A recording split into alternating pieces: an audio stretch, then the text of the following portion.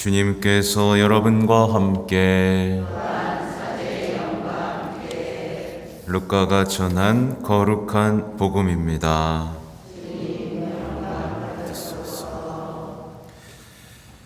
그때 예수님께서는 스스로 의롭다고 자신하며 다른 사람들을 업신여기는 자들에게 이 비유를 말씀하셨다. 두 사람이 기도하러 성전에 올라갔다. 한 사람은 바리사이였고 다른 사람은 세리였다. 바리사이는 꼿꼿이 서서 혼잣말로 이렇게 기도하였다. 오 하느님, 제가 다른 사람들, 강도짓을 하는 자나 불의를 저지르는 자나 간음을 하는 자와 같지 않고 저 세리와도 같지 않으니 하느님께 감사드립니다. 저는 일주일에 2번 단식하고 모든 소득의 11조를 바칩니다. 그러나 세리는 멀찍이 서서 하늘을 향하여 눈을 들 엄두도 내지 못하고 가슴을 치며 말하였다. 오 하느님, 이 죄인을 불쌍히 여겨 주십시오. 내가 너희에게 말한다. 그 바리사이가 아니라 이 세리가 의롭게 되어 집으로 돌아갔다. 누구든지 자신을 높이는 이는 낮아지고 자신을 낮추는 이는 높아질 것이다. 주님의 말씀입니다.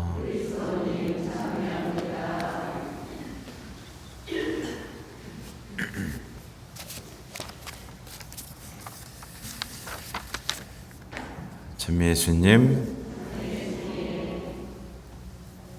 네, 오늘 미사를 오신 분들은 대부분 매일 미사를 오시는 분들이죠. 네, 그럼 매일매일 성전에 왔다가 의롭게 돼서 가십니까? 아니면 자신을 높이고 교만해진 채 집으로 돌아가십니까?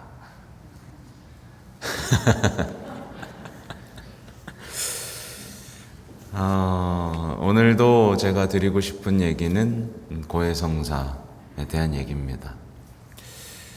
그러니까 오늘날에 보면 열심히 신앙생활을 하고도 의로워져요, 못 의로워져요? 네, 그대로인 경우들이 많이 있고요. 신앙생활을 열심히 하고도 병들어가는 사람들이 있습니다. 그죠? 네, 신앙생활을 열심히 성전에 오면 병도 낫고 또 평화도 얻고 해야 되죠? 근데 의로워지지도 못하고 평화도 잃고 점점 병만 들어가는 사람들이 있다 없다? 있다. 네, 왜 웃어요? 자기 얘기예요? 이게 이유가 너무 명확해요. 다른 이유는 찾을 필요가 없습니다.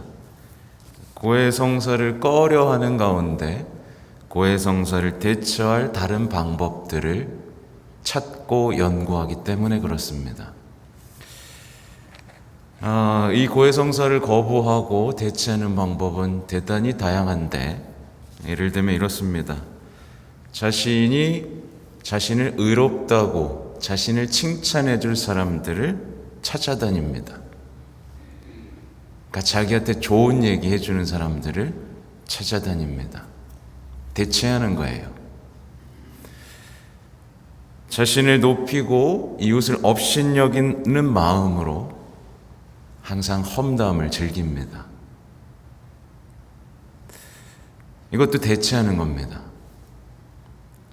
자신의 들보는 보지 못하고 타인의 티에 대해서 대단한 호기심을 가집니다. 야, 누가 그랬다며? 알지도 않아도 되는 것에 온갖 관심을 가지고 단죄를 즐깁니다. 네, 그 신부님 뭐 했다며? 그죠? 저도 모르는 걸 아시는 분들이 많이 있어요. 좀 더 거룩해 보이는 삶으로 자신을 포장합니다. 죄책감을 가리기 위해서예요. 좀 더 감사하지 하는 말투로 자신을 포장합니다. 고백을 청하기보다는 상담을 청하면서 자신이 지은 죄에 대한 탈출구를 찾습니다. 변명하는 거죠. 이게 고해성사의 대체품입니다. 근데 우리는 알아야 돼요. 고해성사를 대체할 것은 아무것도 없습니다. 아무것도 없어요. 실제로 마르틴 루터 다들 아시죠? 마르틴 루터는 고해성사를 없애지 않았습니다. 나중에 사람들이 없앤 거예요.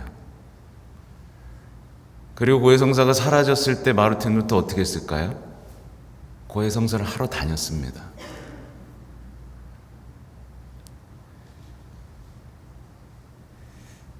또 C.S. 루이스라고 유명한 아시죠?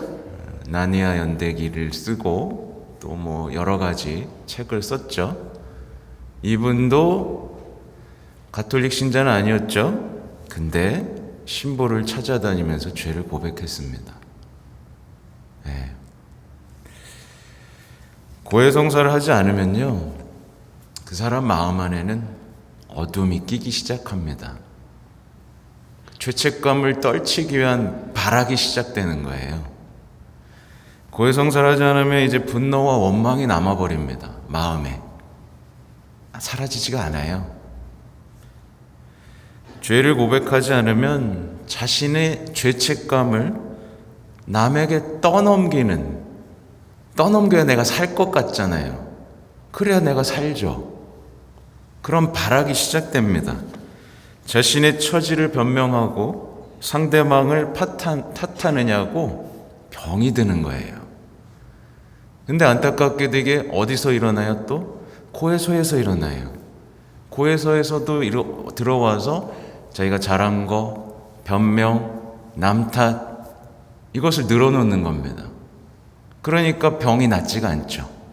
나와도 그대로인 겁니다. 분노와 원망이 그대로 병든 채 살아가는 겁니다. 고해성사를 통해서 우린 치유받죠, 그죠? 성체를 통해서 위로받죠. 근데 하나도 못 느낍니다. 치유도 못 받고 위로도 못 받습니다. 상처에 고름만 더 납니다. 성당에 아무리 열심히 거룩한 척 해봐야 소용이 없습니다. 그 상처는 아물지가 않아요. 고름이 계속 터져 나옵니다. 상대방을 탓하고 배우자를 탓하고 부모를 탓하고 지도자를 탓하고 사회를 탓하고, 그죠? 교회를 탓하고, 결국 그는 우울하고 화가 많은 사람이 됩니다. 탓할 뉴스를 찾아다니는, 자신의 분노를 소비할 뉴스를 찾아다니는, 남을 깎아내리기에 험담을 즐기는 사람이 되고, 결국 그 애는 하느님까지 탓하게 됩니다. 늘 똑같죠. 하느님 때문입니다.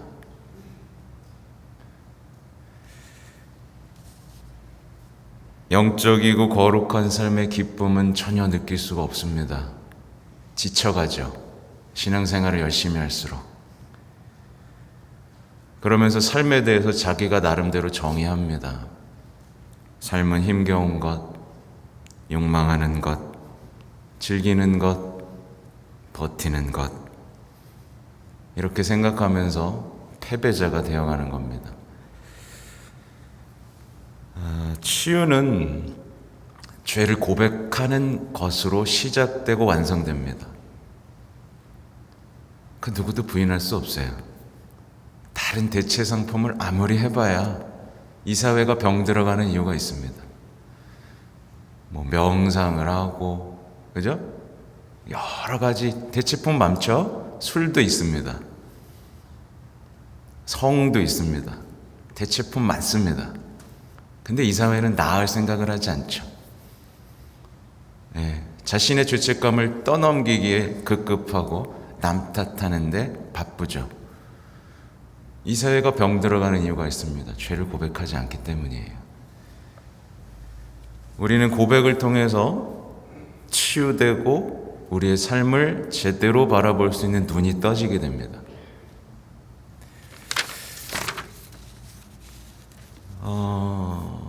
오늘 바리새인 보십시오. 스스로 의롭다고 자신하면서 사람들을 업신여기죠. 오늘날 사람들의 특징이죠. 병든 사회 속에 속한 사람들의 특징이죠. 바리새인은 삶에서 더 이상 부끄러움과 창피함을 느끼지 못합니다. 치욕이라고 생각하죠. 부끄러움을 느끼도록 예수님께서 자극을 하시지만 아무 소용이 없어요. 오늘날 신앙인도 마찬가지예요. 하느님의 말씀, 예수님의 말씀은 우리를 부끄럽도록 자꾸 자극합니다. 자신을 부정하고 죽이도록 만듭니다. 근데 꿈쩍도 안 합니다. 오히려 당당합니다. 사랑만 요구합니다. 이 바리새인은 이웃을 업신여기는 것으로 자신이 의롭다는 체면을 걸기 시작하는 거예요. 계속 깎아내리는 것으로 내가 의로워진다. 내가 의로워져야지 의로워지는 건데 남을 깎아내리면 내가 의로워진다라고 생각하는 착각인 거죠. 내가 의로워져야죠. 그렇죠? 왜 남을 깎아내려서 내가 의로워져요? 왜 내 배우자를 깎아내려서 내가 의로워져요? 그렇죠? 내가 왜 내 사회를 깎아내려서 내가 의로워집니까? 내가 의로워져야 의로워지는 거잖아요. 그죠? 그는 막 감사를 합니다. 저 사람하고 같이 하니 감사합니다. 되게 멋있어 보이죠, 말은. 자기 기만이죠, 그죠? 감사할 것이 아니라 고백을 했어야 됩니다. 자신을 칭찬하고 드러내는 게 아니라 자신을 부정했어야 되죠. 자기에 대한 사랑을 키운 게 아니라 하나님께 대한 사랑이 커지는지를 살펴봤어야 됩니다. 그러니까 하나님을 사랑하는데 방해되는 게 있어요. 누구요? 자기 자신입니다. 그래서 예수님께서는 자신을 버리라는 얘기를 반복하시는 거죠. 자기 부정을 계속 말씀하십니다. 근데 사회는 계속 그걸 막죠. 자기를 부정해서는 안 된다. 자기를 사랑해야 된다. 자기를 사랑하면서 하나님을 사랑할 수 있을까요? 하나님이 여러분에게 보여준 사랑, 자신을 버리는 그 사랑에 가까워지기 위해서는 우리는 자기를 버려야 됩니다. 다른 길은 없습니다.